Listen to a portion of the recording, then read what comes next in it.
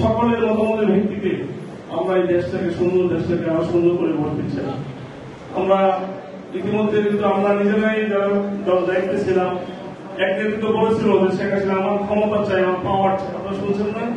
সে বছর আমার ক্ষমতা চাই, আমার পাওয়ার চাই। কত পাওয়ার দরকার?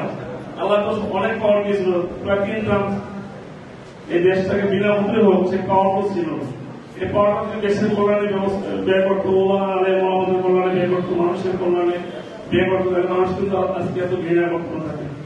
এখন কিন্তু বাংলাদেশের সকল লোক বলে আমরা আমলিক করি না, এখন করেন। আমলিকটা এমন একটা ঘৃণিত একটা বিষয় হয়ে গেছে, কেউ আর স্বীকার করে না যে আমি আমলিক করি। কেউ জামাত করি না, কেউ বিএনপি করি, মানে আমলিকের পরিচয় দিতে এখন তারা এখন লজ্জা বোধ করে।